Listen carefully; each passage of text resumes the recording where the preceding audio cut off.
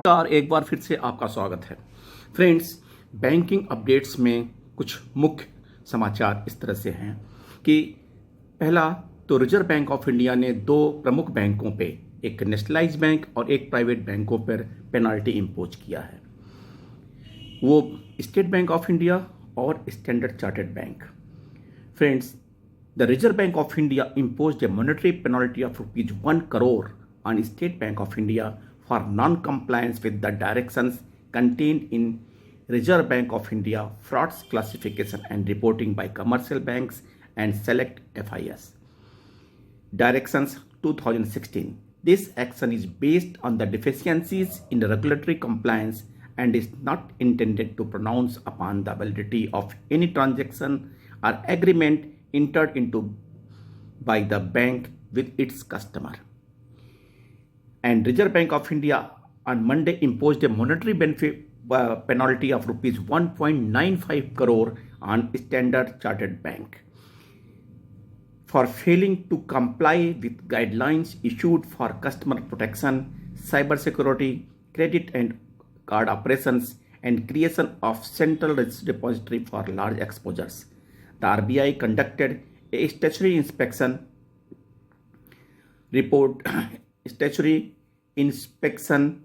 of banks' books, and its inspection report revealed that the Standard Chartered had failed to credit the amount involved in the unauthorized electronic transactions back to customer accounts. The regulator's inspection also revealed that the bank was not reporting cybersecurity incidents within the prescribed time period. Friends, ये दो प्रमुख bank, एक private और एक nationalise, इन लोगों ने अपने regulatory norms को पूरा करने में फेल्योर किया और ये ठीक नहीं है। Either it should be the part of the reserve bank of India and central government, central bank of the country which is not monitoring the regulatory norms effectively. आप कह सकते हैं कि इसको इफेक्टिवली ना मॉनिटर करने की वजह से ये बैंक इस तरह से गलतियां करते हैं जो कि कस्टमर के लिए हानिकारक है। इसके अलावा एक और न्यूज आ रही है जिसमें AIBA ने CSB बैंक के लिए, जो पहले आपको बता दूं कि CSB बैंक यानी कि कैथोलिक सीरियन बैंक के, जिसमें पहले AIBA ने बताया था कि वेज रिवीजन इम्प्लीमेंट नहीं हुआ, वहाँ पे AIBA ने कॉल किया है स्ट्राइक के लिए। ये strike 3 days all India strike in CSB bank limited. हाँ, इन किन कारणों से हुआ है, इसका मुख्य मुद्दा ये है कि यहाँ पे जो बैंक में एंटी वर्कमैन एक्टिविटीज हो रही हैं, retirement age reduced to 58 years, revengeful brutal transfer policies, wage settlement not followed, cut short permanent staff from the 3,200 to 1,353 through VRS schemes, 3,500 contract staff getting paid meager wages। इन सब मुद्दों को ध्यान में रखते हुए AIBA ने 3 days का strike call किया है। हालांकि आपको बता दूं कि CSB एक पुराना प्राइवेट बैंक है जो केरला में स्थित है और इसकी लगभग 450 ब्रांचें हैं और लगभग 350 ATM वर्किंग करते हैं। ये 1920 में इस्टेब्लिश हुआ था केरला में और अपना 100 साल पूरे कर लिए हैं।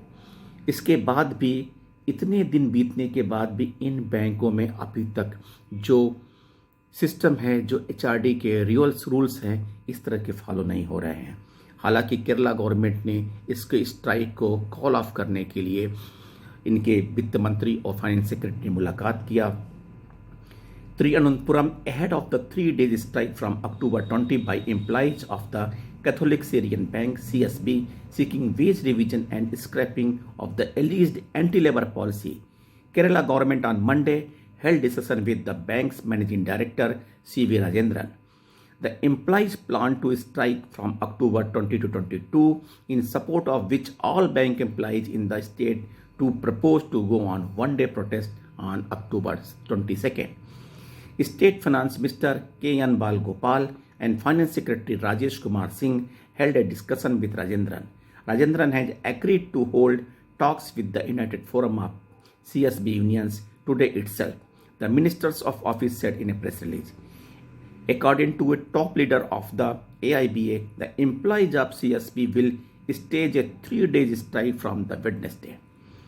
Demanding wage revision and halting anti-labor policy, employees of the Kerala-based CSB bank will stage a 3-day strike from Wednesday, said a top leader from the AIBA.